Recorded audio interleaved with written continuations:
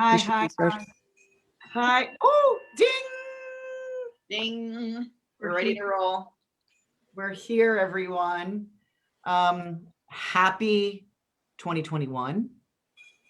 Sandy Rueve coming to you from Evanston, Illinois. And I'm Susan Gidel. I'm in Chicago, on the northwest side of the city, enjoying a Happy New Year, even though, I just learned about the word Blur's Day. And isn't that the truth, especially this week? Wow. I've never heard that, Blur's Day. What does that mean? Like, Blur's Day. It's like we don't know what day it is anymore. oh, actually, I like that. Yeah. Which actually I not only like the word, but I like what it represents. Yeah. That's kind of how we felt probably. That's why it's probably a new word, going to be a new word in the Webster Dictionary There from you go. this year. Well, welcome everybody. And actually Alex is not beside me. So funny. Alex is finishing up her vacation. And I want to say, hey, Wendy's here from Florida, I guess. Tell me where you're from. Alex has just somewhere in Texas, heading home today. Where are you from? And who's here? Joanne's here. Yes. Hi, Joanne. Happy New Year to you too. Type it in. Tell us where you are. We've got 2 hours here today, and maybe it's because that I have more papers spread out here than I normally do. And Susan, good point, because Alex isn't here to hand me things should I point to something off camera that I would need. So I've got everything at my Yeah. And Sandy and I were just realizing that it was a year ago, this annual outlook is the last time we've done these together in person. And since then, like I'm sure many of you, Zoom has been our friend. And I don't know, I miss getting together with you. I do too. But Yeah. Zoom is so convenient. And it's true, because I bet everybody here that's here now that came here a year ago is not chatting, popping on, not freaking out. Alex gets less and less like, where do I go? How do I find you? It's not working. Yeah. Everybody has the, that one button push. Which is actually a great segue into one of the big things for 2021, which is the new air economy. We're moving into a period where technology reigns supreme. And we'll talk about that more later, but we got a big blast of it in 2020. And it will only get bigger. And here's Elizabeth from Raleigh, Elaine from Richmond, Virginia. Kate, Corey, Mary, Missouri. We've got Gina, Mary, Shelley are from the suburbs. Really. Hey, Jane, hey, you. Really, let's just kind of set, make sure you got your hot tea or your cup of water or some almonds like I have. You love my hair? It's getting cut today, but I thought I'd do the Leo rising for all my Leo rising or Leo people today, because you rarely do you see my hair down in this, but it's getting cut today. Thanks, Jane. My birthday is Wednesday, but my solar return is early Tuesday, so I'm taking both days off. This is the good thing about knowing about your solar return time. You get. Hey, Kate Green. Hey, Claudia from Germany. Let's just all, for my sake and for each one of our sakes, Becca from Colorado, first timer, woo, welcome. Let's just really take a deep breath here. I kind of want to ground in. We just moved into this air economy that we're going to learn more about, but we really, let's stay grounded and sure-footed. I'm talking to me, Sandy, in the next 2 hours. So let's just take a deep breath in it. we'll go at the pace Okay, that your inner Capricorn, Sandy. my inner Capricorn and my outer Capricorn sitting across from me on webinar. Hey, Michelle's here. Thank you for my hair. But let's kind of let's have a few announcements. Hey, you guys, have you seen or do you have in your hands the new cheat sheet? Alex, we didn't want to introduce it until January, but Alex has been asking Susan and I, she asks us so many things. And I'm, of course, like, sure, maybe if I can get around to it. And Susan's like, yes or no. And once Susan says yes, I know I have to jump in. But we started, and it's, I don't know, 4 or 5 pages of January only. We're going to be putting these out about a week to 10 days prior to our next monthly, because we'll go on for 1 hour. For like our next one is Saturday, January 29th. 30. Oh, the 30th. Yep, the 30th. For the month of February. And so about 10 days prior to that, this will be available. This is $10. And it gives you all of the aspects that we'll be talking about in the month. And you'll take notes because we'll always add. This is just like a 1-liner or maybe a 2-liner or just a 1 phrase that Sandy says and Susan says. And if you're learning astrology, which, come on, that's what you're doing here, right? And start learning the glyphs, start learning the angles and the aspects of, like, the first one, Mercury sextile Neptune, Capricorn sextile to Pisces. So you're going to start getting that information. The cheat sheet is in the link in the comments. It's $10. It's not too late to get this because we're going to be here for an hour. And our itinerary for our 2-hour talk today is we'll have a few announcements. Susan's going to do a little back view on 2020. I might pop in about that. We'll move into the outlook of the 21's energy. Then we'll kind of take a pause, and I don't mean we're going to go off or take a break. We're just going to then move into January thoroughly. We're going to go into almost every day, every transit, and that's when you're going to really use this. So you have some time to pop on to the website. Link is in the chat. Print this out and have it ready. Also, if you have one of these pocket calendars that has all of these dates in it as well, you can write in there, but it's cool to have this and this, and then join us every month here. One last thing. Through the next 2 hours, we are giving free raffle prizes out. Now, it's going to sound like, we had to get raffle tickets to you. And so Alex had this great idea to have everybody register to get a 1 free raffle ticket. And somehow the question came up, well, what if I want more than one? And so Alex put it in there for a charge of $1 for a raffle ticket. You get your name in more often. We have about 7 or 8 prizes to give away. And Alex is going to set a timer. And Alex is going, when that timer goes off, we'll finish our sentence. And then we're going to draw a raffle ticket and we have our list. Trust me, she's already got us all set up. But the raffle now is closed. So anyone popping in now won't have any opportunity to buy any extra tickets. So that's kind of our layout. You want to start? You want to go? Are you excited? Okay. Okay. Let's make a few announcements. Susan? Announcements. Besides today, I am doing a webinar tomorrow at 3:00 Eastern, 2:00 Central for the International Society of Astrological Research.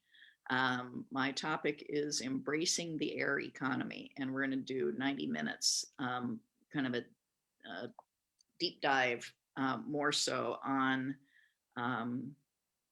how to embrace and live with this really significant change in how the world is working. And, you know, like most things, I research these and need the information as note to self. You know, um, we the air economy demands that we become more technical, that we become less attached to physical things. And so that's what I'm going to talk about tomorrow, with a particular emphasis on how to trade and how to invest, and how to, and um, jobs and careers that will be increasingly valuable. And Alex put the link in the chat. And actually, if anyone like myself and Susan is a member of ESAR, this is the International Society of Astrological Research, ASAR.com. It literally is like $50 a year. Yeah. And you get these Star Club, of which Susan is talking tomorrow, but every Sunday, you get a free, if you're a member, for $50 for a year. However, if you're not a member, you can get it for like $10, $9.99. You can go on and get Susan's talk tomorrow. And I'm coming. I'll be there, Susan. Yay. Thank you. Of course. The other thing I want to mention is, you know, we're going to talk a little bit about that Saturn Jupiter conjunction that we had in just about 2 weeks ago, in the sign of Aquarius, which set into a new 199-year cycle. We did a talisman ceremony around that. Thank you everyone for showing up for that. It is available. I did make extra beads that fit on the necklace, bracelet, or charm. You get everything that anybody else got that joined it live. So that's available on my website. That's limited time only, because I only made a certain amount of talismans during that moment. So I know some of you are waiting for yours. It's on its way. So that's available. I think Alex will put the link in here, because you're going to want to hold on to this talisman to move you forward for the next 199 years. All right. Really, the cheat sheet and the next forecast, like we said, is at 1 hour long, January 30th. Okay. All right. You want to start? Yeah. So I'm a financial astrologer, and so I'm particularly interested in how astrology affects the economy and the markets. But I do want to just briefly run through a couple of highlights from 2020. Our notes from a year ago, Sandy. We were talking about these 3 new big long-term cycles that we're starting. Saturn conjunct Pluto just one time in January. Jupiter conjunct Pluto 3 times, April through November, and Jupiter conjunct Saturn one time only on December 21. And so last year was about these 3 huge outer planet transits happening simultaneously. And boy, did we feel it. You know, and I think it's the perfect, I kind of chuckle at how the universe works. The universe sent this airborne disease to decimate an earth-based economy that is in the physical. And here we are all conducting business online like that. I think there's humor in that. Let me add to that, because, you know, one of our favorites, Bernadette Brady, Predictive Astrology. This is called the Eagle and the Lark book. It's a reference book for all astrologers. Mm-hmm. She has written all the outer planet conjunctions in the back of the book from 1900 all the way to 2048. Okay. So that's 148 years. In just a review of this is the only, 2020 was the only year that had 3 outer planet conjunctions. Some years had 2, And there were years that didn't have any. So literally the last one we had was 2011, which was the Jupiter Uranus. We won't have that again until 2024. But the next one we'll have is 2022, and that's the Jupiter Neptune. But the point is, Susan, to add on to that emphasis of the 3 outer big hits we had in 2020, we have in our lifetime, we'll never see that many in our lifetime. Mhm. Mhm. So, and also my notes from last year, I had quoted the Heather Cox Richardson, who's a history professor at Boston College, and she wrote this in December of 2019. Now, this is before we knew anything about COVID, before we knew how the Saturn conjunct Pluto was going to restrict business and government and create a new way of doing business. She wrote in her blog, quote, "It seems to me that after almost 40 years of refusing to grapple with reality, America is coming to a reckoning," end quote. And I think that in half a sentence kind of sums up what 2020 was about. Um, and so, and from an economic standpoint, my notes from a year ago were that I was expecting a top in the S&P before May. I had picked a date in February that was just 2 days off the high in February. So I felt good about that. But the markets kept climbing. I'm kind of befuddled. And all 3 US indexes closed at record highs yesterday, or whatever date. Yesterday was New Year's Day, Thursday, December 31st. All closed at record highs. Now we'll talk more about that later. About kind of what I'm looking forward this year. And then I also was looking for a recession to start last June, and it started in February. So, okay.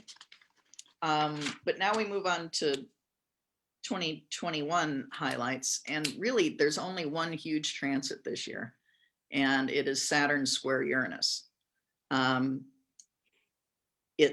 We get 3 hits of that: February 17, June 14, December 24.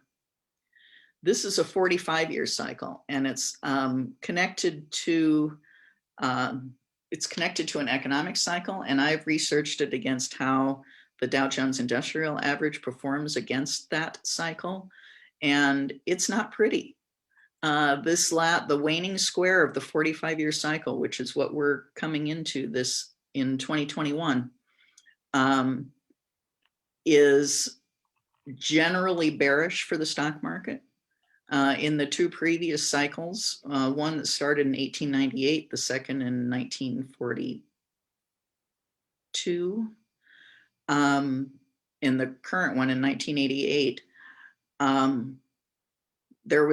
the Dow Jones made either its final high for the 45-year cycle before this final Saturn square Uranus, or its penultimate high.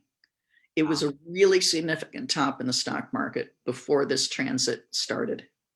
And so I still think that we're at highs. I mean, I'm still thinking that this Saturn square Uranus is not good for the stock market.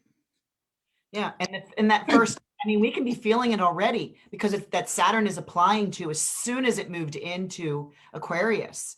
And the first hit in that square is February 17th. Now, for our February review, we'll be talking a lot about that. And actually, little sidebar here about our CWS teaching webinars that we hold. We were holding them in 2020 every Wednesday, every second Wednesday of the month at 5:30 to 6:30. Those are going to be random now. We're not doing them every month. There is not as many transits that are going on in 2021. But however, the talk in February, and that date's like February 10th, that day is our first CWS webinar. You know, they're $25. will be about the Saturn square Uranus that we're talking about. That will last the entirety of this year and beyond, really. Yeah, and Because beyond. Their next conjunction is in 2032. So we've got 11 years of really, it's the most volatile random part market-wise of that entire 45-year cycle. We have to pay attention to be in order to surf it well. And really the only other big transit this year is Jupiter square Uranus, and that happens on January 17. Other than that, there's no outer planet connections. Way different than last year. So I think it's really, I mean, the good news is that I think 2021 will feel more like,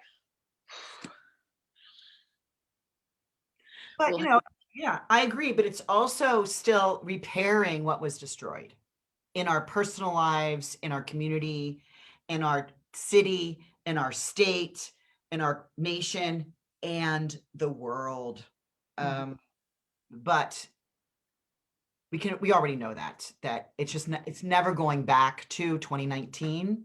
no, We'll go back to 2018, 2017. We are here for all new. So those type of energies, like the people here that are, I've got a lot of mutable planets. I've got a lot of fixed planets that we'll get to, and we'll be watching. And actually, if you watch me, right, because I've got that very strong fixed midheaven. And of course, midheaven in anyone's chart is their career and how they stand on a pedestal. Well, mine will be getting hit with the Saturn Uranus square. So you'll be watching it in real time, whether I show up crying or I show up, bound with my arms back here, or I'll be more serious and I'll be less, less fun. less Leo rising. Yeah, maybe my hair will turn into your hair really short. So there'll be more of a restriction on me based on that Saturn Uranus square, if it's hitting anywhere between really about 7 degrees and 13 degrees of a fixed sign, which is where my Venus and my midheaven sit. So actually you'll be able to watch it in action. Yay. Yeah. And again, anytime you're having conflict, challenge, I take my arm, put it on the table in front of me and say, okay, I'm going to try and win it. I may not win. You may be stronger than me, but bring on the challenge. I want to see what I can do. So take on that kind of experiential adventure, because we have to be mutable here. We have to be. We'll see when we get particularly into some of my favorite days. But, I guess let's go into our first raffle. Oh, it's our first raffle. Okay. So the first raffle are the 21 astrological planner. This is a value at $10. We have 3. 1, 2, 3 to give away. And the first one is, drum roll please, Alex is spinning, Cynthia Fontaine, first winner. And you would love for us to do a membership site. Okay, Alex, that's your job. Cynthia, you win this. We're going to send it to you. This gives you all of the dates. And who's the second winner? Katie Fawcett. Now, Katie, I know you already have one. So let me know if you don't want this one. I can substitute maybe a month. Do the cheat sheet thing. The month cheat sheet. It's the same cost. And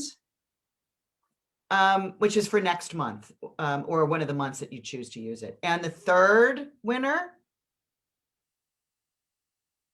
Michelle Dorbeck, who also has one.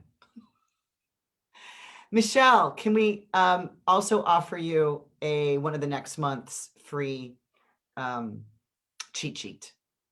So, because I know you already have one of these, unless you want this second one. I used to keep one in my purse. It's funny, when when I bought my 2020, when I was selling these, and of course I've won my purse because I travel so much and I'm on the plane and I gotta look. I decided I didn't even need one for my purse because I never used the one that's 2020 in my purse, never got it out once because I didn't go anywhere. I didn't carry my purse anywhere. Yeah. And Alex says to make sure we read the numbers so you can confirm. Cynthia was number 101, Katie was number 16, Michelle was number 152. All right, so that was our first little dinger. Okay. Can we just anticipate the next thing we're giving out is a 30-minute CWS reading with Sandy and Susan for 30 minutes. That's our next drawing as soon as Alex's bell rings. Okay. Let's keep it exciting here. Other things to be aware of. So the big thing in Q1 is the first Saturn-Uranus square. But also, and then the Jupiter square Uranus in January. And that's the transits for the year, the big ones. Which means, like I had kind of talked about earlier, is that really we're not completely out of that outer planet pressure from 2020 until next year, until 2022.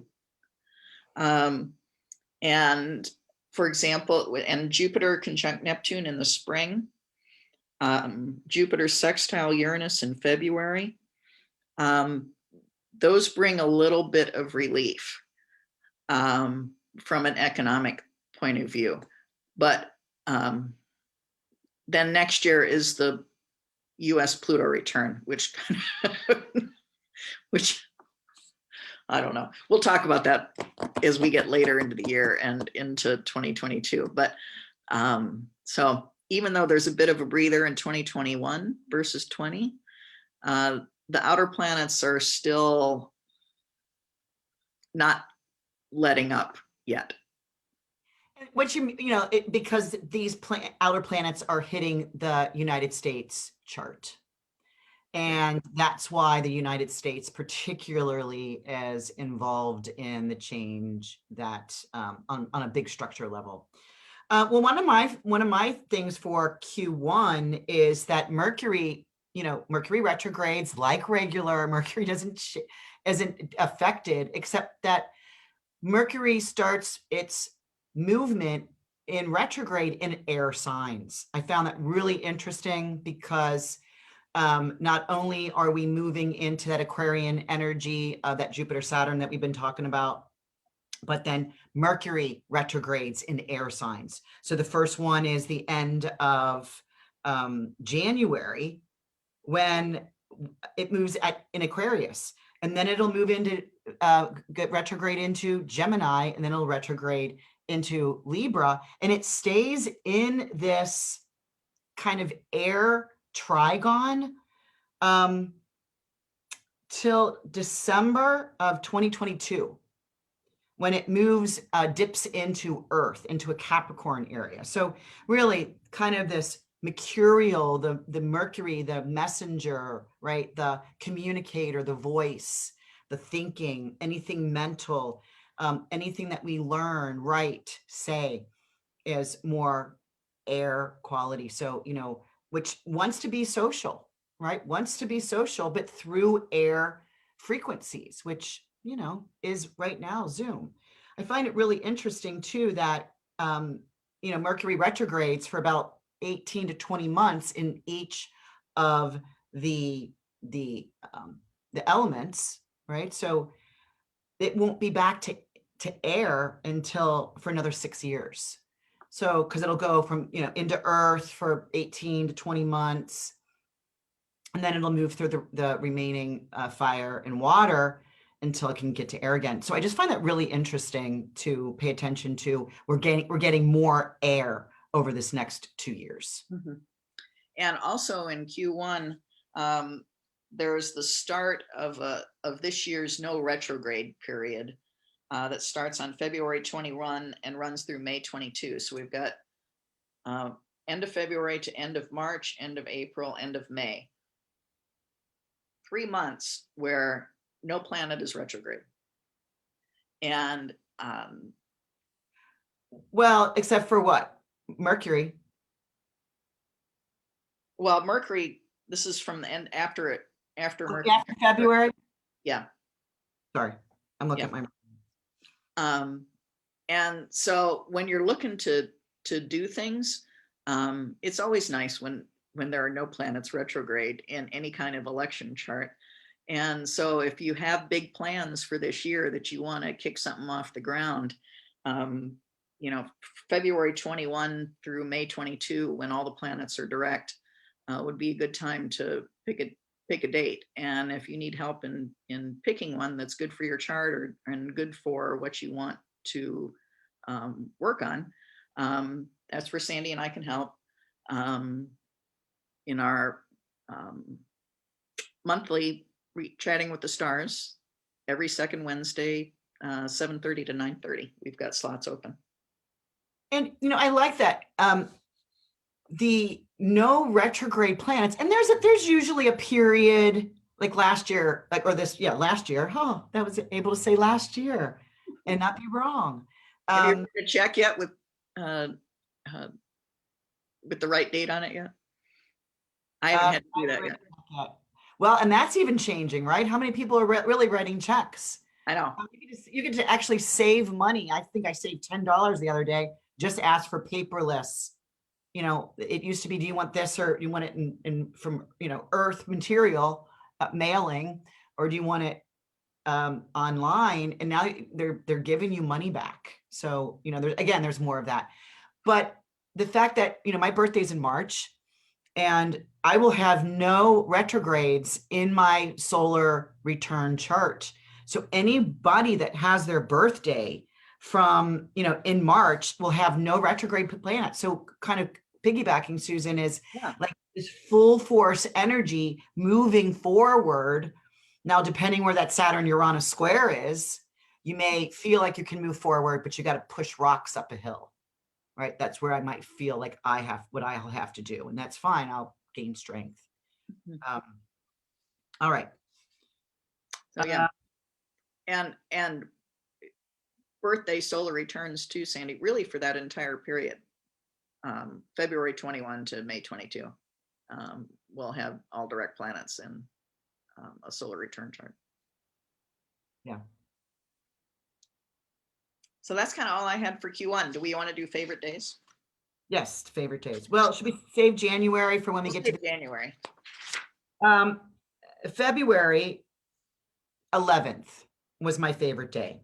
And this is the annual togetherness of the Venus conjoined Jupiter. These are the two benefics, the greater, which is Jupiter, and the lesser benefic is Venus. They join together in the sky. And they haven't, and this is at 28 degrees of this was at, I'm reading old notes or notes from 2019, which is the last time it happened in a Sagittarius ruled Jupiter year. But now they skipped a year because Venus went retrograde last year, right? In May, June time period. So there was no conjunction of them in 2020 yet. So this one, now they get to join up in Aquarius. And so that's my favorite day of the year, because it just wants to bring new things, but in different ways. And my favorite day in February is the 17th, when Saturn squares Uranus for the first time. Because I geek out about the market economic implications of it. But I also like it because the moon is exactly conjunct Uranus then. And so from a personal perspective, I think it's a time where you will have a gut feel about how to make creative change. Saturn square Uranus wants things to be different, and not in an easy breezy kind of way, but okay, I have to do that. And I think on February 17, at the conjunction with the moon, at the square with the moon conjunct Uranus, you will feel the change that you want to make, and you'll have an idea of which way to go.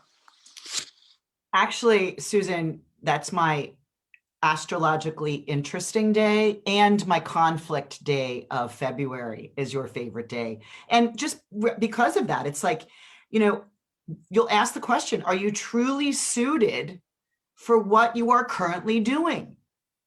You will know. Mm-hmm. It will be a mini crisis or major crisis to your confidence. So do you keep on keeping on, or do you stop in the discouragement and change direction? And remember, astrology loves you. So, in some way we have to, bow down to it sometimes and be grateful for the knowledge in advance that it's here. It's not anything you did wrong. Absolutely. Right? Okay. And let me add, Sandy, that you and I both believe that the energy will express no matter what, and that having knowledge about it and consciousness about it will help it express in the best way possible. Unconscious expression of transits typically goes badly, and not as favorable for you as if you're aware of them and working with them in a conscious way. Yeah, I think there's someone with us today that texted me that, that day that we had Mars and Pluto, and, she watched somebody fall down, but she was, separate from it, Mm-hmm. but watched somebody have a injury, and was able to kind of help in some sort of way. But I feel, but it's that you're on the periphery or you're in it. Yeah. Right? So where would you rather be, in the knowledge of it, or have it blindside you? Mm-hmm. Yeah. Favorite day in March? My favorite day in March is the spring equinox, March 21. But besides the equinox, it also is because Mars is trine Saturn. Yeah. And, I'm a Capricorn, so it's a great day to have incredible focus and make real practical forward movement. Is that Capricorn or what? Mars pushing, and I will bring this date up again, because I call that my astrologically interesting day for March. But I will bring that up again when we go through our January, day-to-day Januaries, because this date is very significant when Mars squares Saturn in the middle of January, because I want to connect those 2 days for you, because you'll be watching something that's hard that plays out better if you do the right thing. So we'll talk about that. But my favorite day in March is the 3rd. Right off the bat, March 3rd, it is Venus in a sextile to Uranus, in Taurus. Uranus is in Taurus, in Venus's house and sign. So there's something about Venus being in charge, something with excitement.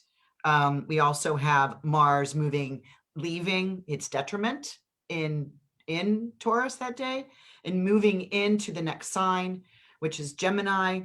And Mars feels better here, and Mars is not feeling so stuck. He is now feeling he's no longer in the detriment or lost. He can now increase movement. So this could be where we feel like physical energy, like we maybe can start making plans. We'll see when we talk about Q2, but it's kind of that you have energy to do many things. So that's my favorite day. Yeah. All right. So Q2. This is, what's Q2? April, May, and June. So once again, we're retrograde free through May 22. That's when Saturn turns retrograde and stays retrograde through October 10. And then Mercury turns retrograde a week later on the 29th of May through the summer solstice on June 21. Jupiter enters Pisces on May 14. Jupiter is really, really smoking through Aquarius from what it went through all of Aquarius, all the degrees in Aquarius from middle of December to the middle of May. Wow. Yeah.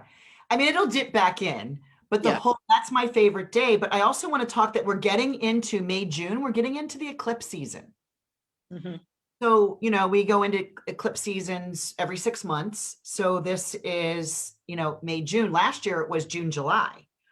So we'll talk about that. The lunar eclipse is May 26th, which is the full moon, and that's at 5 degrees of Sagittarius. That's a total lunar eclipse. It lasts for about 14 minutes and 30 seconds. So that will be kind of representative here on Earth for about 14 and a half months. We will see this right around sunset. Again, more about that later. Which means sunset, the sun rises and the moon, right, and the moon will go down. So that'll be early in the morning. It's actually here in the Midwest, it's at 6:14 a.m. Anyway, that's that. And it's squared to Jupiter. So we're going to see what that looks like, because the square to Jupiter can give us more of that oomph, more of that excitement, more of that hope. And remember, Jupiter at this point is already in Pisces. So we'll talk about that if we're going to just talk about favorite day. We're not doing favorite days yet. Okay. Well, we should talk about the solar eclipse, the connected solar eclipse at 19 Gemini on June 10. And I know we've talked before, Sandy, about how these eclipses are much lighter than the ones last year. And once again, the Bernadette Brady book describes the character of this solar eclipse as having sudden flashes of ideas, psychic insights, and being very creative. And based on how eclipse cycles go, the last time we had this eclipse family was in May of 2003. So you could go back and think to yourself, okay, what happened in May of 03, or, and give it a middle of 03. Did I have any psychic creative ideas? You did? Yes? I did. Okay, moving on.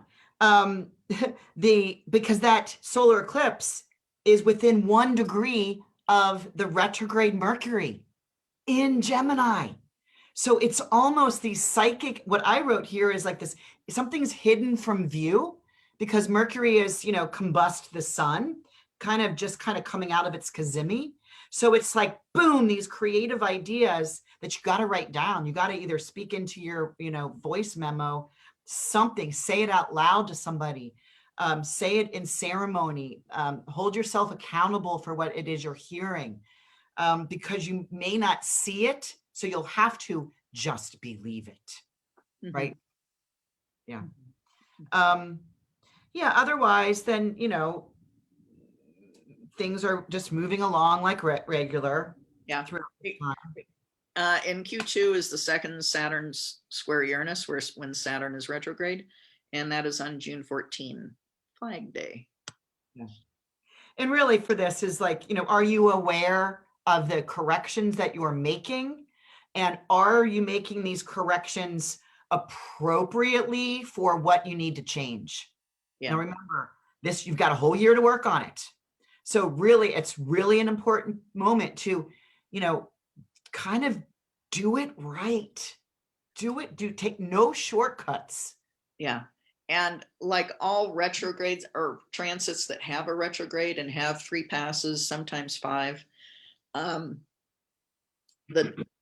what we typically see is that there's a theme that runs through all of the transits, and the theme is introduced at the first transit.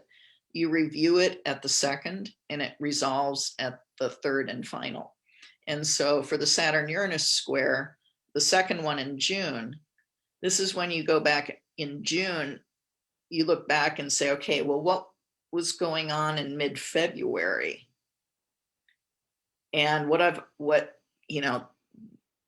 that will be significant in terms of how to use the Saturn Uranus energy, and how to play it out. And like Sandy said, is this the right thing to do? Am I approaching it in the proper way?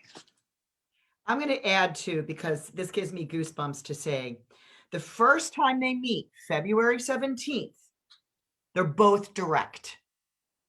Both of these planets are moving forward. So they're both moving forward and they square one another. They're both trying to get through that intersection. And so there's like a little buttment. Maybe there is a little mini crash, right? It's like, oh man, we got to stop. We got to share information. The second time they hit in a square is this June 14th date. Saturn is retrograde now. So Saturn has this feeling of, oh, I'm trying to repair that. I'm taking more time than I normally would. I'm sorry, because Saturn wants to delay and limit and restrict. But the last time they have that, was that December 24th, I think? Yeah. The third time and final time, Saturn's direct and Uranus is retrograde. So at this point, Saturn has the lead to do if you have done the right thing. Have you had to go back to school? Have you had to take care of debt? Have you had to change something in your work environment? Because by the time 2021 finishes with this, the biggest challenge for us this year is Saturn gets to move forward. So be involved in the change right now. Yeah. And just to, based on a question here, just to say that during a 3-period transit hit like we're having with Saturn Uranus this year, typically what we see is the first time is when the theme is introduced. The second hit of the transit is when you review that theme that was introduced and see if you're on track and what adjustments need to be made. And then the final hit, the third one, in this case in December, is when the issue resolves and there is closure. And I really like the way that they're both direct. Saturn's retrograde, and then Uranus is retrograde. So Saturn gets to step on. Well, Uranus, Uranus is the liberator, right? Uranus wants freedom. So by doing things right, you get to move to the side and move through. Okay, so we've got that vision. And interesting, Sandy, too, that in the middle one, it's Uranus that's direct. So Uranus has the upper hand, and which says, okay, change. What are you going to change? And then we get to where Saturn is the lead planet at the very end and says, okay, this is how we're going to change. Yeah. And kind of takes its bow as it moves through the intersection to say, you know what, thank you for slowing me down. Thank you for bringing that to my attention. I get goosebumps thinking that, because now I have the proper carriage. I have the proper structure to move forward into 2022. So that's our biggest, platter, if you will, that we get to choose from this year. We got to step it up, Sandy. We've got a hard stop. Okay. Noon. And is it time to do the next raffle? Alex says, yes, time to do the next raffle. All right, we're going to, Alex says, even though she's not sitting over here, she's still in charge. We're going to leave the $90 reading until the end. She shifted her thing here. Okay. So the next one is, your book. We just raffled off a copy of my book. I'll sign it for you and send it to you. Number 99, Cynthia Fontaine, a double winner. Yay. Cynthia, you're really repairing from that broken ankle and now you're winning. Yeah, and the title of the book is Trading in Sync with Commodities, Introducing Astrology to Your Financial Toolbox. And I talk about the stock market and gold, interest rates, currencies, soybeans, and crude oil. All right. Let's not give favorite dates. We got to hold that for the cheat sheets in the months anyway. So let's go into Q3. Okay. Q3, I think it's like Q3 is what, July, August, September. I think it's like a chill summer. It's pretty quiet astrologically. July 1st, I think starts out with a huge bang. The Mars opposing Saturn. It's like, do I go or do I stay? Like, I mean, even if that is in opposition, Mars and Leo, how do I show up in the world? How do I take action in a leadership role? Opposing Saturn in Aquarius, which is ruler of, right? Saturn rules Aquarius as well as Capricorn, but Aquarius too. And so they're at opposition. So it kind of like Saturn's more important here. It holds dignity. So there will be detours and delays because Mars can't get through what Mars wants to do. So kind of that sets up, but then it's separating. So then maybe that's when we get into the chill period. Yeah. It was after the 1st of July. Mm-hmm. Yeah. So generally I think it's pretty quiet, but Q3 does have a period. There's a lot of retrogrades going on in Q3. Anywhere from 4 to 6 planets are retrograde. Jupiter, Saturn, Uranus, Pluto are retrograde all of July, August, September, all 4 of them. Well, no. 1, 2, 3, 4, 5, 6 in September.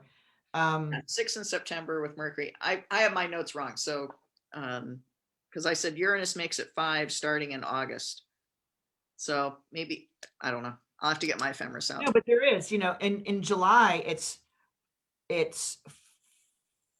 4 planets retrograde.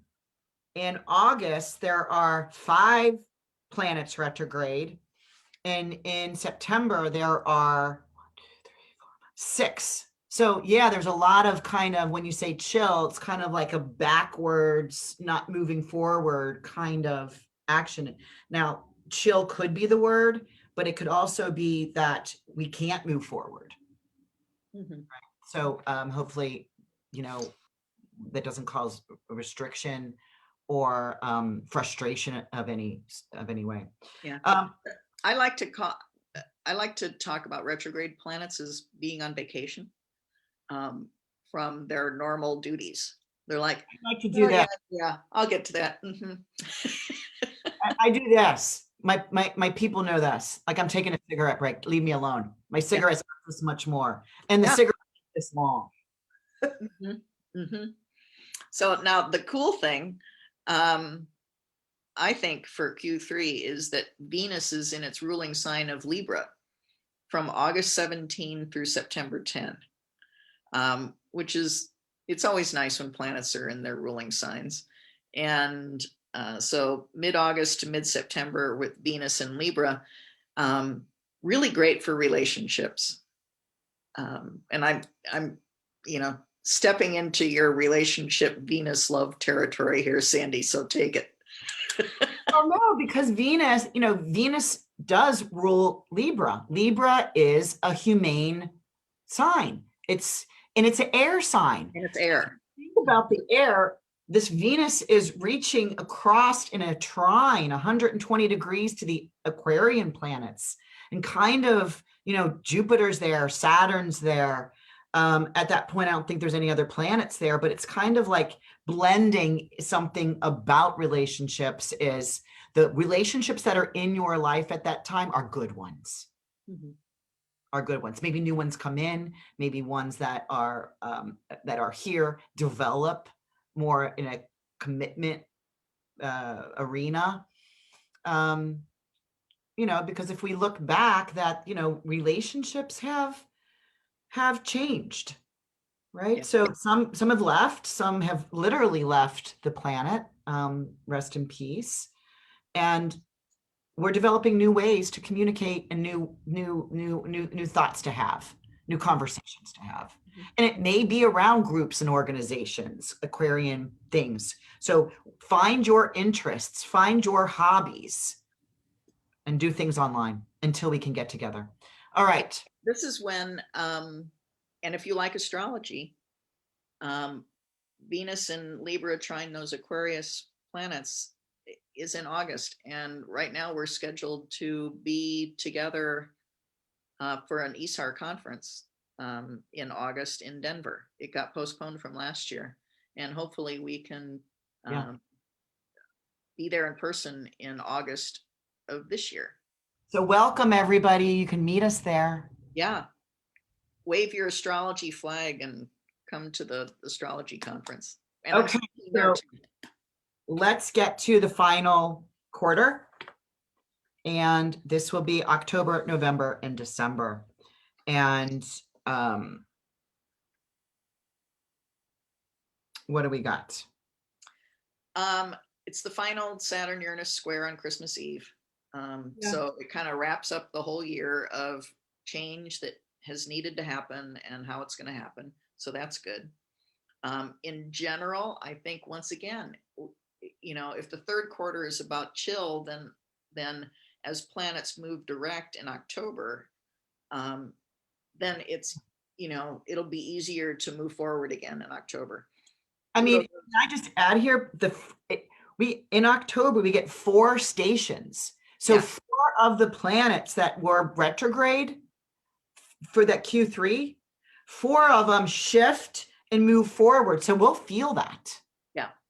And that's October 6th through 18 when they move direct. And Jupiter and Mercury go direct on the same day. The 18th. I see. Yeah, on the 18th. Yeah. And then really, November has 4 ingresses. We got 2 planets retrograde. That's the Neptune and the Uranus. We got a new moon. We got Venus moving into her shadow. That's important. Venus will retrograde at the end of December, and she moves into her shadow on November 18th for her retrograde that happens on December 19th. I'm sure I'll be running a talisman webinar right around that December. Well, I don't know what the date is yet. Good God, that's a year away. But then December, we get another lunar eclipse in November on November 19th. We do get to see it here. It's a partial. And it's again square your square Jupiter. So this will be the second eclipse that is square Jupiter.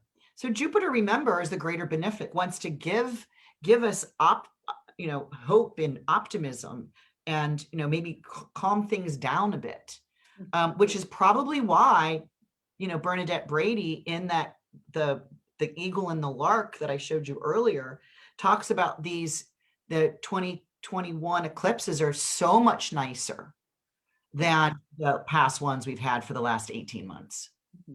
And that solar eclipse, Susan, we've been waiting for this. We're like, how do we tell people, oh, run for the hills?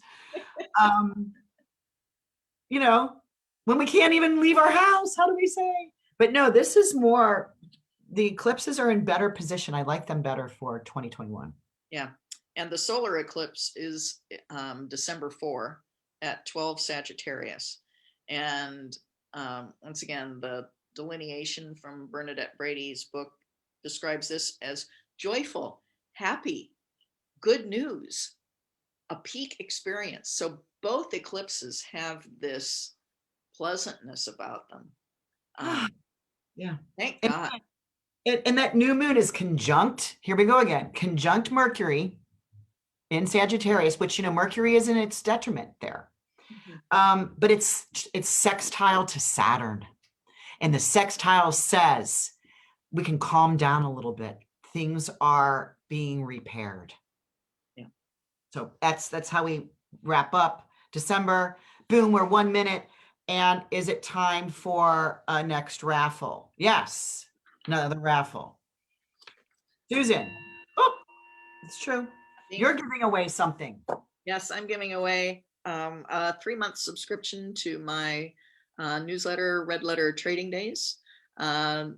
It's $10 a month, so a 3-month complimentary subscription from me is worth $30. And you get an overview. I'll send you January's overview and then put you on the list to get all the rest of the newsletters. And it's not like a daily thing. I only send it out the day before some transit shows up, and I look at it from the perspective of how the markets might behave, and the markets might behave in a certain way because the transits affect us as people, and how us as people making trading decisions are affected by the transits. So that's how it works through to the markets. The transits affect people. People react to the transits and make trading decisions, which then affect the markets. And the winner is number 159, Eva Sylvester. Yay! Yay! You have now all the financial information you need to invest. Okay, let's go with January. We got 1 hour. We got some more gifts to give away. My headband's giving me a headache. Okay, but it's so pretty that I'm going to leave it on. I'm going to do sparkle. Did you notice I did. for the New Year's Eve? Okay. Let's start with January 1st. Which was yesterday. Yeah, really. Which was and this is where you can follow your sheets. So I know even as an astrologer, Susan, sometimes like when I hear any astrologer go, Venus sextile Mars, I'm like, hold on. Before you say any more, it's like Venus sextile Mars. Okay, continue. Right. But we just keep talking. So that's why we're really hoping that this helps with understanding, because sometimes you feel like you have to catch up and we have to respond. We have to like answer, like we'll get a question here. What did you say about that? What did you say? Because you were still on the, Mercury sextile Neptune. But now that you've got it written out in glyphs and in writing, will help you out. And really, this is such a good day for daydreaming yesterday. And also in terms of understanding astrology and being able to follow along with this easier and better, I can't emphasize enough how much you will gain by forcing yourself to learn the glyphs and the shorthand. So when we say Venus sextile Mercury, you can go, oh, Venus sextile Mercury. You don't have to write out the words. You write 3 symbols on a piece of paper and you got it. Believe me, it makes life so much easier. And if you didn't win one of these, I think I only have like 4 left. Inside, because if you don't get the cheat sheet, you can actually have both of them. These are $10. All of those glyphs are inside here. So, but we explain here. These don't have any explanations. This is just like a calendar. It's like, hey, Martin Luther King Day, something like that. But it's I'll tell you, the only way I learned it was when I would go back and listen to a reading or go through my notes when I had been meeting with our astrologer, Barbara Shermer. And I forced myself. I just sat down and said, okay. And I looked him up until I knew him well enough where I could it's shorthand. Anyway. And when you learn why the glyphs look like this, and I had to, because my Mercury's in Pisces. So my brain, which feels like a retrograde, but it's not, I have to create a memory. I have to memorize something around something so I can remember it. I'm a storyline. And, like Mercury has the crescent moon over top of the round circle, right? And so I use that as the antennas, collecting data. So that was how I needed to learn how to be the messenger and the speaker and the writer and the information giver, right? Yeah. So you'll learn. Yeah. Yeah. So yesterday was just a perfect day to draw or write or vision. Yeah. And I was like, okay, good day to watch movies. But I didn't say beware deception. So I mean, just go back and look at yesterday and say, okay, did I come across anything that maybe I should be more discerning about? I did and if you guys aren't following me, I'm not begging you to follow me because, I do an Instagram and I've done it 1 year. This is funny, Susan, you'll laugh. Sorry, Alex, I'm going to take 2 minutes to say this. 1 minute. I made a promise to Alex 1 year ago, January 1st, 2020, that I will do an Instagram post, go on with whatever I look like and just go, oh, hey, today is a Jupiter conjunct Saturn day. Here's what I would do. And here's what's going on. And I read, right? Read something. And I didn't miss one day. And there was, wait, the day I missed was recent. It was Friday, December 25th, Christmas. And I completely missed it. I didn't do anything on Christmas, but Mercury was Mercury was trine Uranus. And you know what my title was? Write this down, you'll forget. And I literally freaking forgot it. All I had to do was come downstairs and read my notes, right? But anyway, I thought that was funny because I forgot it. Anyway, I wanted to say that. But I'm also saying that I enjoyed doing that. I think my astrology got better. I think I know some people's astrology got better when they can actually watch what I talk about in the motion of the day. And so if you're on Instagram, I think it's on Facebook too, because I think they're linked. But I'll go on at some point in the morning, only when there's a transit going on, and say, hey, today is this, conjunct this, and it happened at this, and here's what it would mean, and here's what you can do. So beware of that. So I'll be continuing to do that. So hop on Instagram and talk to me. Say things like that's how I get information of like how someone that day watched some old man fall, he had a walker and everything, and he fell coming out of his doctor's office. Anyway, that's what I would just add on to that really briefly. I've asked Sandy to make an intention bracelet for me on Tuesday because Jupiter and Saturn are conjunct my Mercury in Aquarius. And I haven't written the intention yet, but it revolves around disseminating my information more in an air kind of way. I'm a writer. I like to write. I like to type. I like to have things on paper, and I want to move more into air. So watch out for Susan and her fingers, her piano long witchy fingers. Yeah. All right, let's get going. Okay.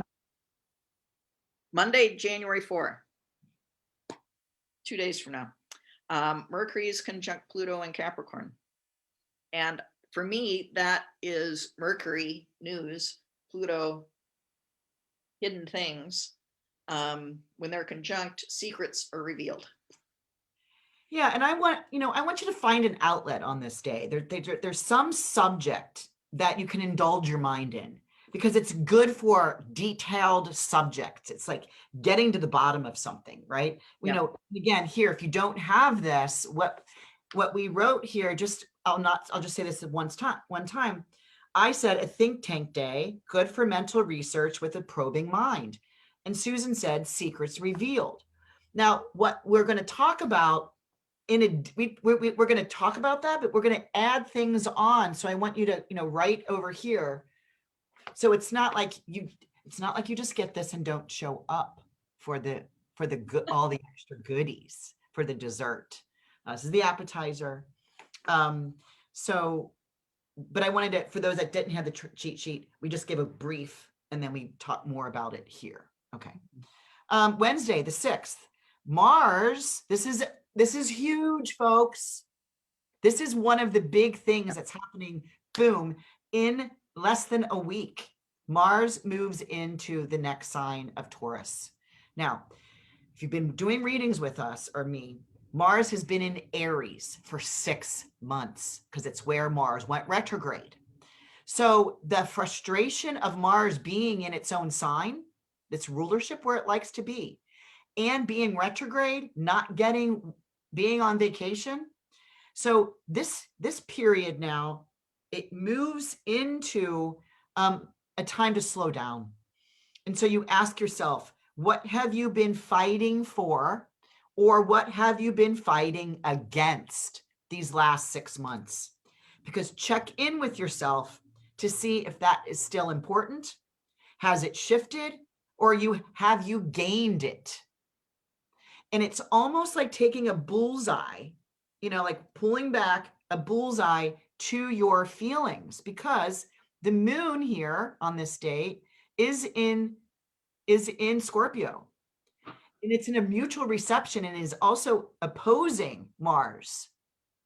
So this is a big day. I didn't call it an astrologically interesting day or conflict day, because there's a bigger one than this, but this is a major day.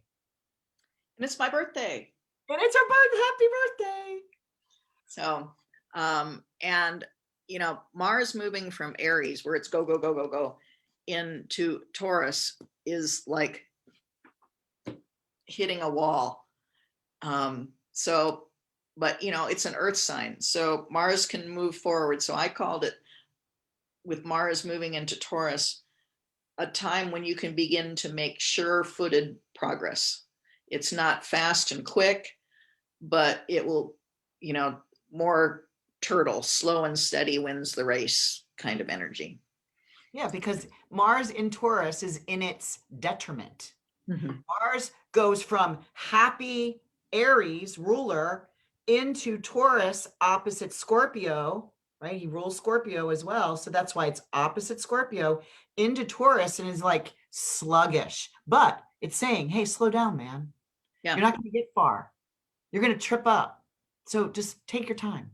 Right. Big day for me. And happy birthday, Susan. Thank you. Friday the 8th. We better pick up here, even though Alex isn't telling us. Friday, January 8th. This is Mercury, the planet of communication, moves into Aquarius at 6 a.m. and it hangs in there with, it stays here for 2 months because he retrogrades here. So, this is really about the first time that Mercury will stay in an air trigon in 6 years. Now, he dipped in a little bit, just a little, in his last time he retrograded. But it's about thinking, writing, arithmetic, considering what? Community. And I consider Mercury in Aquarius to be exalted, and which means it's even better than being in its ruling sign, Gemini or Virgo. Exalted is where Mercury just says, bring it, I want it, and it just happens. And so Mercury moving into Aquarius and then being retrograde there for a long time says this is the time where you can really count on great ideas coming in, and knowing that those are really good ideas because Mercury is operating at its absolute finest. And I wanted to remind everyone that, Mercury comes in and literally hangs his mailbag, on a peg, because he's not going in the front door and out the back door within a 3-week period that he would normally. He's going into this air sign, hanging his bag up because it's air, Aquarius, fixed. He's going to stay a while. Yeah. So whatever information you're getting, this is key information. Write it down. Yeah. And in Aquarius, it has global implications this, Aquarius is about humanity. And so these are big ideas that can affect the world. So pay attention to them and act on them, and move your ideas into the world. Kathy says, happy birthday, Susan. I saw that. Thank you. The same day, Venus moves into Capricorn at 9:41 in the morning. And this is about getting serious, question mark, exclamation point. The energy shifts from Venus wanting those far away vacation fantasy places, right? Because if Venus moves into Capricorn, Venus has been in Sagittarius, right? The sign prior to that. So it's the first, so it's now moving into this, Earth cardinal sign that says, how should I get there? I visioned all this and wondered, but now I need to make plans, and I might have to have sacrifices because Venus, it meets up with Pluto at some point here, but your goals are good. But, it's kind of like if you have to save for something, you're going to have to maybe stop, like, I don't know, drinking mushroom coffee. And my note about Venus moving into Capricorn was that it's time to sit yourself down and create a budget. Venus is money. Saturn would like you to be responsible with it. Yeah. Sacrifice. It's like, you want that? Oh, how bad do you want it? Oh, okay. So give up this to get that. Yep. Next raffle. And we are giving another calendar away, Alex. We are. All right. So we're going to give another calendar away. And who is the winner? Drum roll, please. Because once I'm out of these, I'm not ordering them again. The drum roll is, the first 121, Christina Mortel. And I want to say Christina Mortel. No, you don't. You don't have one of these. So off to you it goes.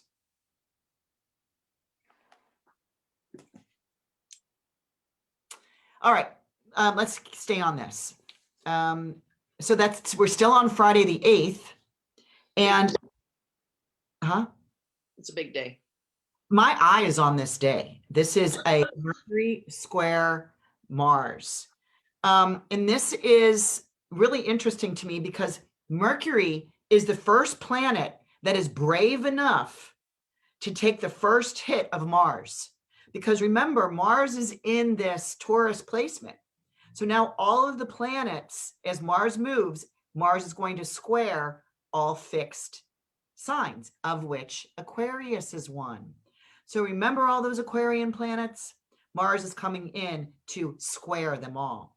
So it's really, and this Mercury gets hit by this Mars 3 times through the retrograde period. And this will be, through until the end of March, I think it is. And then it hits, then the square then is Saturn. We'll get to the moon, Jupiter, Sun, Mercury, Venus. And I just want to say that we don't have to pay attention to all that now, but all of these planets, all of these personal planets are in a square to Mars. So they all, which are really all the traditional planets, meet up with a square to Mars. So really, be bold, walk the walk, stand tall after your delivery. In other words, in my little note here, make sure you kind of stay in the walk. Like, don't say it if you can't do it. Yeah, and my thought about Mercury square Mars was that because Mercury is exalted and Mars is in detriment, it means that Mercury has the upper hand in this relationship. And so, but the square with Mars, you could say something that is hard to hear. But it has to be said, and it can be done. It can be done well because Mercury is exalted, but um, tough things to hear or say on the 8th. And then the final thing on the 8th is Sun sextile Neptune. Um, Sun in Capricorn, sextile Neptune, and they're both in their ruling signs, Neptune in Pisces, Sun in Capricorn. And remember, a sextile is a 60-degree angle, and it is the aspect of opportunity. It won't fall in your lap like a trine. It won't feel hard like a square or opposition. This one is where you really have to be proactive in order to get the benefit of the transit. And Sun in the mundane world represents leaders, and Neptune is vision. And so I think this is a time for inspired vision by people in charge. And that can be you in your office, it can be you in your household, it could be the government in any country. Inspired vision. Yeah. And I just, vitality becomes a little bit more compassionate and wanting to help others and finding that kind of that satisfaction in helping or giving. Mhm. Unconditional, really unconditionally. All right, moving on to Saturday the 9th. This is Venus in a trine to Mars. Really see how this sits. This is this aspect wants to make nice. They're in mutual reception here, and Venus is stronger because Venus is a triplicity ruler here, and Mars is in its detriment. So, but it's also ruled by Venus. So there's kind of this kind of give and take, being stable and taking your time and being earth-centered. Mm-hmm. And once again, from a Venus, money, Mars, take action point of view, it's easy to get what you want with Venus trine Mars. You can go for it with confidence. Yeah, this is Saturday the 9th, Sylvia. Saturday the 9th. January. This is all January now. We're diving into really the theme of January. Okay. And also on the 9th, Mercury is conjunct Saturn in Aquarius. And that's for me, like marching orders. So here's Mercury exalted in Aquarius, here's Saturn, ruler of Aquarius.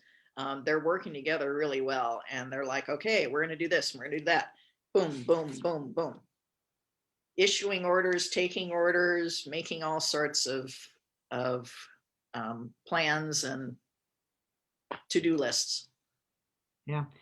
We get one pass. Now, I find that really interesting because when Mercury retrogrades, he does not come back and conjoin Saturn. So I was like, cool, good. Yeah. Engage core strength. Agree to make longer plans than you originally planned. That's true. And I should shout out to my sister if she's watching. Okay, Jan, you're in charge of the farmhouse. You know that, but use this day to put our 2021 plans together. All right, farmhouse. Okay. Monday the 11th, January the 11th is the next thing. We've got Mercury conjunct Jupiter. Now, this happens at 11:19 in the morning, and it's like we can see the distant shores, but how do we get there? Right? It's like, I know where I want to be. I can see it either in my mind's eye, close my eyes, I open my eyes, I can see it. So really, it's like, what do you figure out a way to get there? Right. And for me, Mercury conjunct Jupiter just means like talk, talk, talk, talk, talk, talk, talk, talk, talk, talk, talk, talk, talk, talk, talk. And from a market perspective, Mercury represents trading and activity. And so Jupiter conjunct Mercury in the markets can be that Monday, January 11 is a huge trading volume day for whatever reason, which typically means there's big news of some sort. So we'll see what happens. Then we move on to January 12th. This is Tuesday. We have Mercury square Uranus. This is at 9 a.m. I went P, P, P, P, P, pop, pop, pop, pop, paper, pen, pencil. Are popping off quickly. And really, like, write these down, lest you forget. What did you say? Write these down, lest you forget. Did you already forget? Okay, at least okay. Right? You should have written that down, Susan. Yeah. And my brother-in-law says, my sister says, will do. All right. Your marching orders, Jan. Yes. And Mercury square Uranus for me on Tuesday the 12th is surprising news.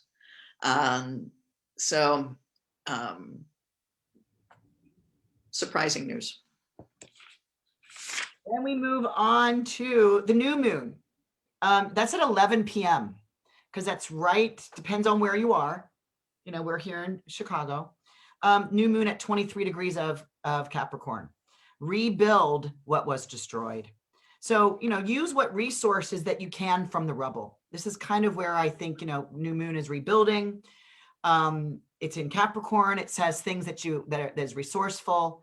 And, you know, as a bricklayer's daughter and now a bricklayer's sister, one of the big things is when a house is knocked down, they take the old brick and move it into the new house, you know, build the new house. So there's that kind of theme of rebuilding what you can from rubble. That's my 2 cents on that. And with the new moon in Capricorn, I give you permission to not work on your New Year's resolutions until the new moon in Capricorn on Wednesday, January 13th, where you can actually make resolutions that will stick and will last a long time. Well, which reminds me, I need to start and talk about this on this day. So I forgot to mention this as one of my announcements, but that reminds me about using resolutions. You know, I like the word intentions. Yeah, they're the same thing. I don't know. REIN. That for me. Well, that's true. Yeah. My business is called Intentions, not resolution beads. No, I get it. I get it. I never liked resolutions. It's like, what do I have to redo versus what am I intending? And so what I'm doing this year, something different. And because you reminded me of it, it's invitation only. It will start on Saturday, the 16th and last for 7 days. It is called the 7-day intention challenge. The intention challenge. I'm not running my Mexico retreat this January I'd be leaving right now. Instead, anyone that has an intention bracelet, which means, Susan, like your all clay bracelets, not any of the chakras, but it's the all clay bracelets, register, it's free. And we come together on Zoom to read your intention, read your affirmation 3 times, that's on the card, say your gratitude, and we move on to the next person.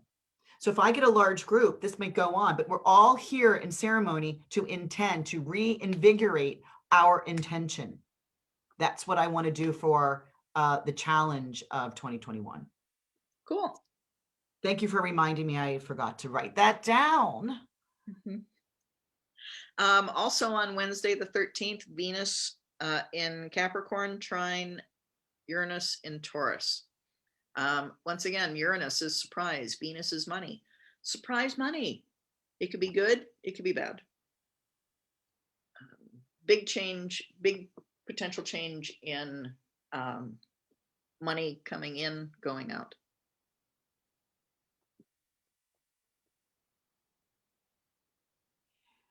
So, wait, you're talking about, wait, I lost my track of thought. I wonder what happened right there. Ding. This was you're talking about Venus trine Uranus, right? Yeah. Yeah, and this is, yeah, I agree. A surprise. It's like what, when, why? Like it's almost like did a landslide uncover a long lost love of something, right? Just kind of reminds me of like something has shifted and it's like, oh, there it is. Or, oh my God, I forgot about that. Yeah. I really like that day. Except that earlier in the morning, which is why I kind of got off center here, is the Mars square Saturn. Yeah. Because what comes in first at 5:02 a.m. on the 13th, or on January 13th, is the Mars square Saturn. And, this is that astro interesting day for me. It's like a falling rock or falling ice. A signage has been posted. So step away slowly. You'd rather watch than be in the center. Right.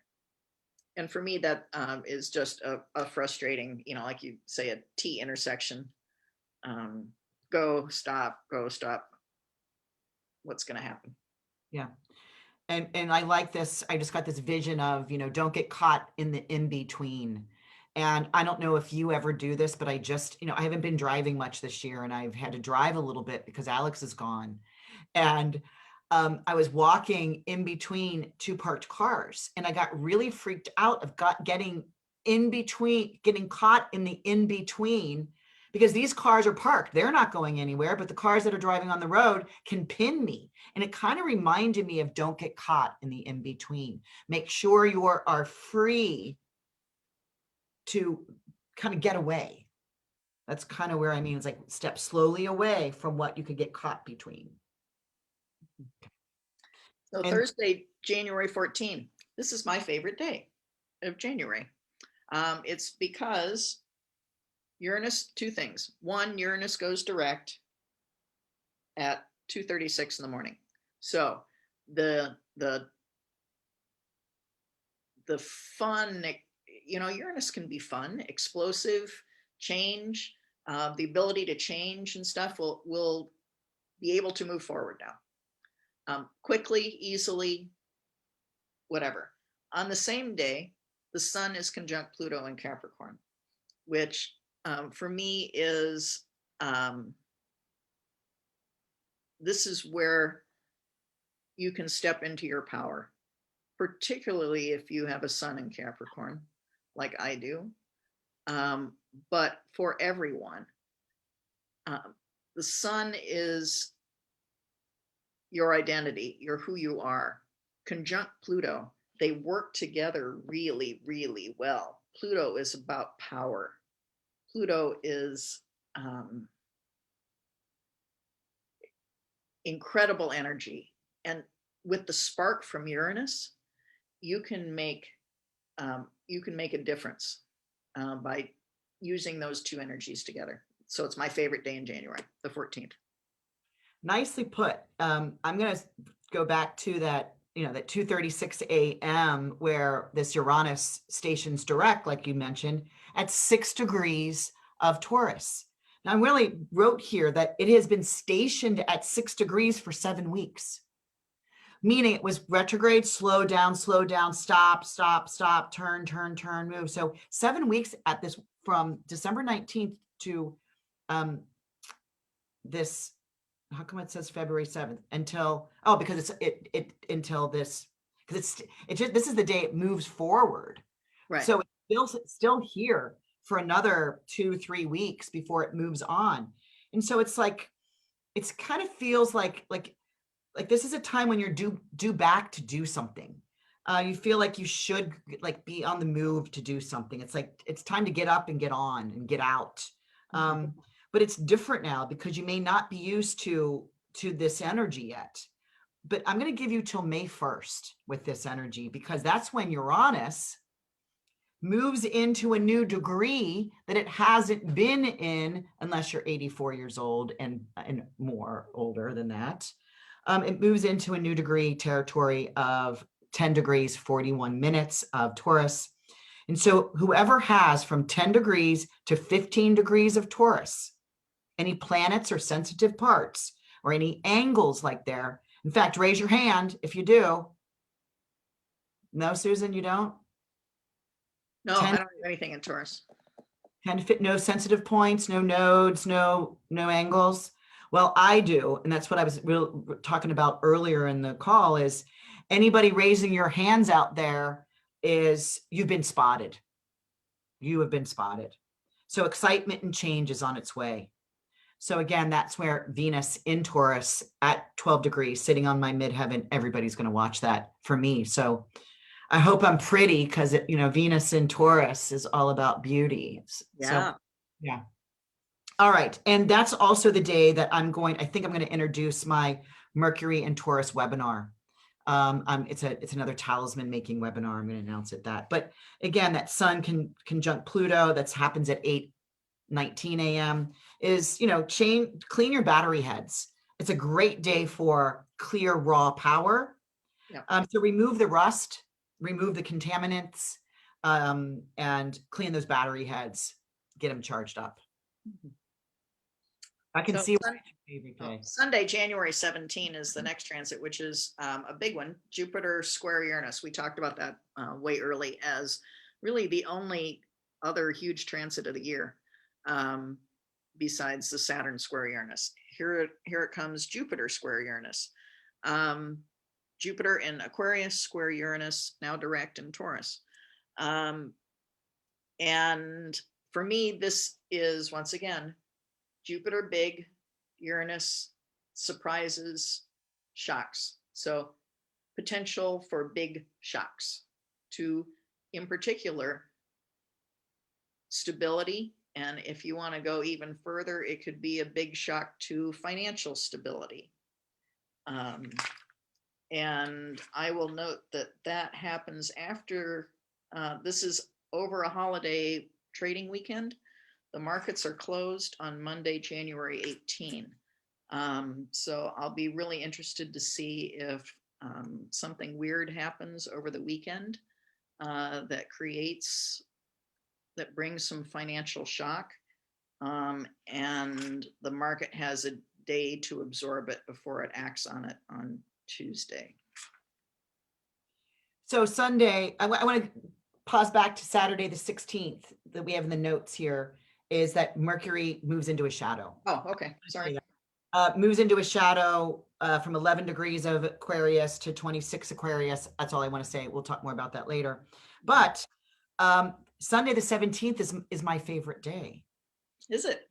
Yeah, the Jupiter square Uranus. It's like, let's go. Start laughing again. Like you said, some fun surprise. Something's happening. It's bigger than you expected, and it reminds me. It reminds me when I started to drive again. Okay, not that my license was revoked, but because I decided to stay my ass down. I got Moon is in my 12th house. And so I didn't mind staying home or quarantined. So Alex did all the errands. Well, she's been gone and I've had to get out and do all the errands and drop off, post off, and being in the car again. What this reminds me of is Jupiter in a trine, like when I hit the accelerator, and some cars do this, or if you're in a new rental car or something, but I'm in my own car, but I haven't driven it. When I press the accelerator to go, and all of a sudden the whole car goes and takes off, because it's like this lurching forward, like accelerator, launch, lurch, that we suddenly move forward. But what happens is we laugh. I laugh. When Alex was in the car, we would laugh. She's like, oh, how old are you? 16? You just got your driver's license?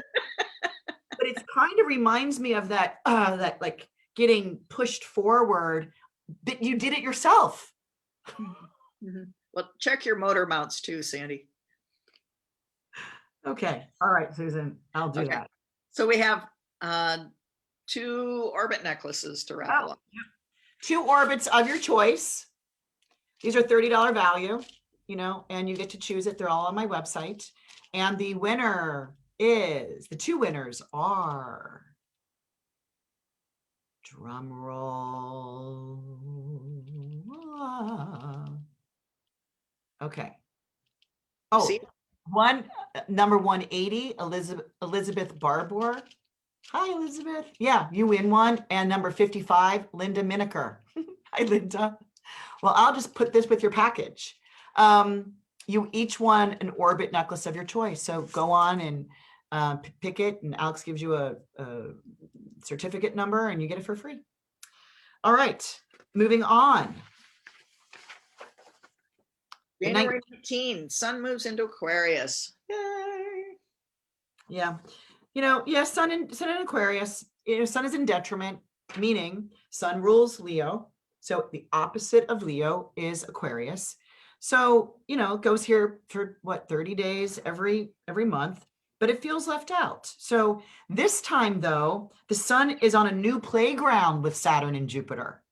The last time that the Sun moved into Aquarius, Jupiter and Saturn weren't there. So I've titled this Community Park, where, the Sun, the vitality might feel like unwelcomed, but feeling that this is a place for everyone to be, that feels now welcomed.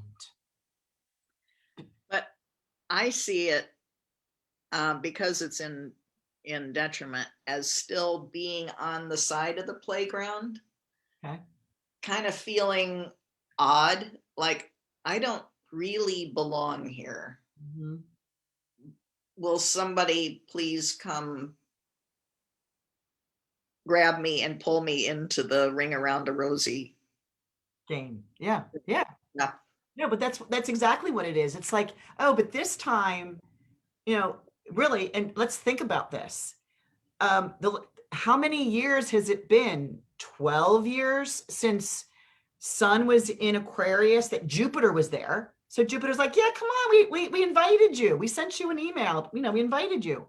Mm-hmm. It's almost like, hey, you want to come out and play? Like we used to do when we were kids, right? We never called. We just stand on the street and yell, who wants to play?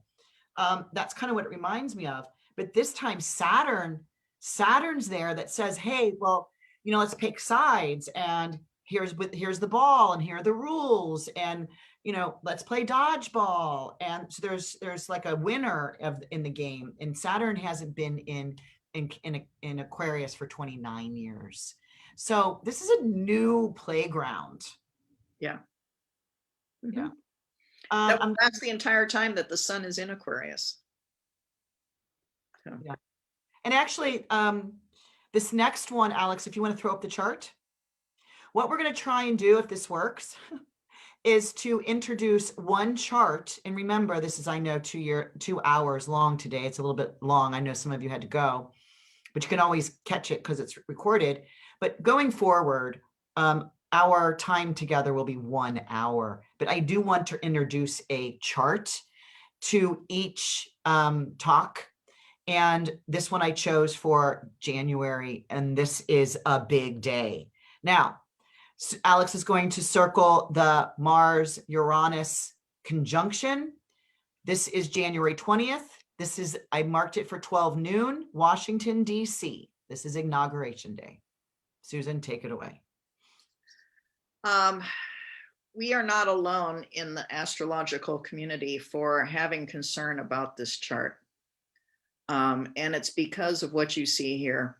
Mars and Uranus make their exact conjunction after the inauguration. It's at 2:38 p.m. or 3:38 p.m. Eastern time. Your inauguration is at 12 noon. And this chart is set for 12 noon when the, swearing in happens. But at 12 noon, the almost exact to the minute Mars conjunct Uranus is on the ascendant in Washington, D.C. This can be violent energy, to put it bluntly, and that it is on the ascendant in Washington makes this, in my opinion, a scary chart. Can we just add the moon? Let's take a look at the moon there at 20 degrees. Yeah. The moon is applying, once it leaves Aries, it'll apply to the planet Mars eventually. But Mars is ruled by Mars because, the moon is ruled by Mars because Mars in Aries. What rules Aries? Mars. So there is this feeling of the people, right? Like form. The moon brings this to us. And this is at 29 degrees. This is I can't even say it. It's like void of course. It's a Yeah, void of, the moon is void. yeah. So, and anyway, it's like, this is where Uranus is at 6 degrees, where Uranus has stopped for the 7-week period. But Mars now is not as strong, but can Mars push back? Can Mars push through? Can Mars move through what feels maybe stuck for new revolutions, new liberation, new freedom? Yeah, So, and that would be the upside positive way to use this energy, to use it to make positive change in the direction that you want to make it. But in the unconscious expression is when you'll hear both Sandy and I, whenever we see this coming up as a transit in your personal chart, when you see Mars and Uranus affecting something in your personal chart, or Mars conjunct your natal Uranus, or Uranus conjunct your natal Mars, or opposite, is where we'll often say, okay, this can be dangerous energy if you're not aware of it. Don't run with knives, pay attention to road rage, don't put yourself in dangerous situations, because the energy can express easily in a negative way if you're not aware of it.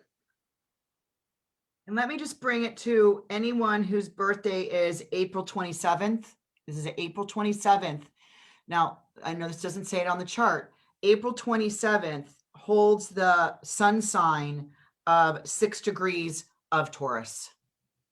So, that day, anybody's birthday, this is 26th, 27th, 28th of April. That's whose sun is at 5 degrees, 6 degrees, and 7 degrees of Taurus. You may be careful on this day. Yeah. Actually, maybe plan nothing for this day, because if something comes up, you'll have all this space and connectivity to get something done, because it feels like you got to move quickly. So if you're already loaded and your calendar's already loaded that day, and something else comes in surprisingly, you won't have the bandwidth to turn your attention to it. And that's when you would trip up. So leave your open calendars on January 20th, January 19th, 20th, and 21st. Okay, so I think we can take the chart down, and then the next day that we're going to talk about is Saturday, January 23. And we've got 13 minutes, Sandy. All right, busy, busy, busy. Then we'll go, Susan. Yeah. Yeah, for sure. This is Mars square Uranus. Here's Mars in Taurus, detriment square Saturn in Aquarius. And once again, Jupiter big, or I said it wrong, Mars square Jupiter. Jupiter big, Mars activity. Busy, busy, busy, busy, busy were my notes. Yeah, watch rash impulse behaviors. Watch doing something quickly without thinking it through.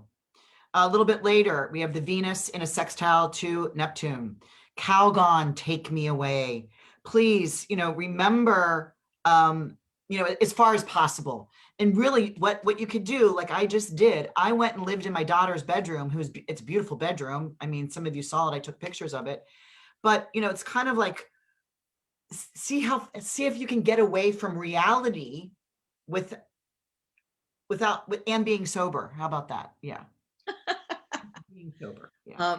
And Venus sextile Neptune for me is about, once again, take inspiration from the Neptune in Pisces in its own sign, and create art, create your own, visit a virtual gallery. If you can, I don't imagine that we'll be able to go to real galleries then yet. So go visit one online, look at art, be inspired by creativity. I know. Can we indulge in spa treatment? Yeah. Please make one for me. That's what I wrote here. I now think that's funny. Okay. Also, a little bit later that night, 9:01 p.m., we have the Sun conjunct Saturn. So be and feel productive. What's your plan? Come on, what is it? You should know it now. And once again, the Sun, leaders, you in your home, at your work, for the country. Sun conjunct Saturn in Aquarius. Leaders have creative ideas and can make long-term plans based on those. So go for it. Excuse me. Okay, then we go Tuesday, January 26th. The Sun now squares Uranus. It's like a shock to the system, but is it really? Like, this happens twice a year where the Sun squares Uranus because the Sun moves around the whole chart, so it squares twice a year, which really could create a shock toward freedom or unusualness. But really, is anything shocking us these days? We're like, yeah, right, okay, nothing's real shocking. But maybe you could step to the side here and, instead of running away to catch something, you can just kind of take a step to the side where you're avoiding something and not trying to run away. And for me, particularly from a mundane perspective, the Sun square Uranus says that our new era leaders, and we're 6 days into a new administration, face hard financial choices. This is a square. It's difficult. There's disagreement about which way to move forward. Uranus in Taurus is about making change in the financial systems. Sun in Aquarius is about people with new ideas who are on board and can have to make those decisions. On Thursday, the 28th of January, the Venus conjoins Pluto. Now, draw in your claws, because this could be an intensity of Venus, your relationships. So it's like you see the both sides of what love is. It can be the jealousy and possessiveness versus that incredibly heartfelt relationship where, you are together as one. So, draw in the claws. And so it's not a bad or good day. It's just be aware of how you relate that day. And for me, Venus conjunct Pluto is always about the potential for making really big money. It's a really powerful day to make money. And then we go to the full moon. The full moon's at 1:16 p.m. on the 28th at 9 degrees of Leo. And really interesting. This might be my favorite. Well, it's not my favorite day, but it might be my favorite full moon. I don't really understand. I'm probably in my podcast will be playing Blinded by the Light by Phil Collins on this day, because we've got the Sun conjunct Jupiter at 9 degrees of Aquarius, opposing the moon at 9 degrees of Leo. And what comes into the square, into a T-square up here, is the Mars so we got all kinds of we got a fixed T-square. So there's something about the Sun and Jupiter. Jupiter brings more sun, but it's right. Actually Kazimi right about this time. So there's like, we're blinded by the light, something's coming out, like, I don't know, not to trust this day. I don't know, I'm getting goosebumps right now. Like, pause in this day and wait until a couple days so that we can understand what we were blinded by the light. Yeah. And the Sun and Jupiter are together, and the Sun representing you. It's a great day for expansion and joy. Sun conjunct Jupiter is always a great transit, right? Yep. But because it's at the full moon, it's like, okay, so it's over here and the moon is over here, and you're like, oh, what is that bringing up that I maybe don't want to have brought up, or that I have to examine? over here in Leo, the moon in Leo, with that square with Mars and Uranus. Yeah, I'm with you, Sandy. Kind of a Yeah. Blinded by the light, cut loose like a deuce, another runner in the night. Blinded by the light. She got down, but she never got tight. What? But she'll make it all right. So I don't know. I'm going to sing. I'm going to not sing it. I'm going to play it on my podcast that week. Anyway, we're moving in towards the end here. Coming into Saturday, the 30th, we have the Mercury retrograde. It's the end of January. It's the first retrograde in a full air sign. This is at 26 degrees of Aquarius. This stays retrograde until February 21. It's a 22, but remember, stays in shadow until March 14th. Now, when we talk about shadow, and I'm really big on particularly Mercury shadow periods, I really pay attention that some astrologers don't. Because the shadow period gives you an idea of what is lurking in the shadows, because once it retrogrades, it has to go back over those same degrees.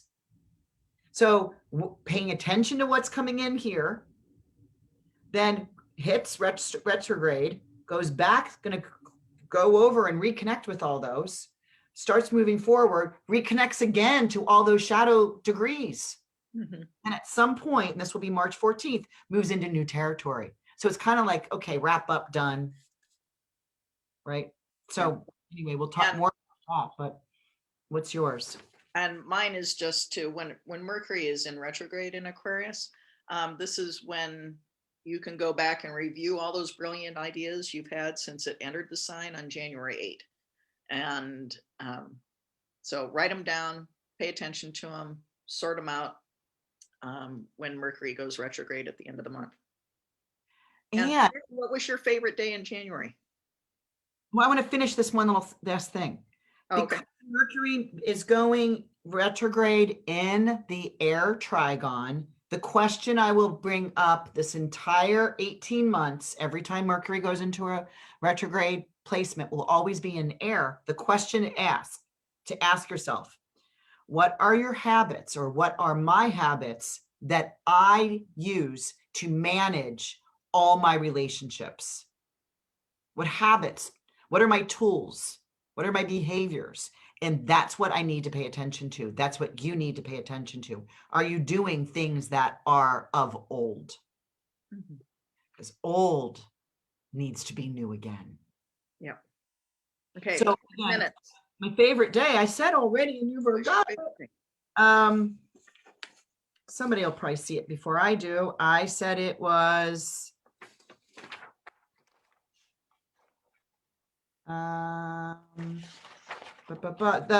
Sunday the 17th, that Jupiter square Uranus. Okay, sorry, I missed it. Yeah, it's just about, kind of like the jerky thing that we do that, like, yeah, maybe it'll be my new dance. Anyway, so let's see. So we have 2 things to give away, and then we got to get off. All right. So ready for a raffle? This is the 30-minute free, what is it? It's it's for our webinar. Yeah, so it's a free webinar, but we're also going to use your personal chart as the example chart in the webinar, which we talk a little bit about it. We take whatever we're teaching and apply it to one chart. That's a sample chart. We'll pick your chart. Plus you get a free webinar. So you'll talk a little bit. It's worth $30. And the winner is personal chart. 127, Anne Brown McCullough. You are the winner of that, Anne Brown McCullough. Yay. Okay, so we'll get all that information to you. And then we have the final 30-minute Chatting with the Stars reading, which is signing up at your leisure. It's always at the second Wednesday of the month. It's from like 7:30 p.m. to 9:30 p.m. Central Time. And the winner, you want to announce that? Yeah, and that's for both of us. We both will look at your chart and answer questions that you have. Is number 160, Gina Parkhurst. Hey, Gina. 160, yay, everybody. Yeah, thank you for your interest in the cheat sheet. We will continue to do that again for sure. We're going to try and get it out a little bit earlier, so watch that. And we thought about putting a membership up with that, but we're not going to do that right now. We And- might have some ideas, and Alex will always put us on pause. Yeah, and join us on Saturday, January 30th at 10 o'clock Central for 1 hour of our February transits, and work with your February cheat sheet, and we'll go through all the days and the transits just like we did just now with January. So Happy New Year, everybody. Thanks for coming. Nice seeing you. Bye, everybody. Thank you. Bye. I love the cheat sheet. Good. It makes more sense, doesn't it? Yeah. Pick it up. It's not too late to buy it. It's available all the time. Bye, everybody. Take care. Bye-bye. Bye, Linda. Bye, Vicky.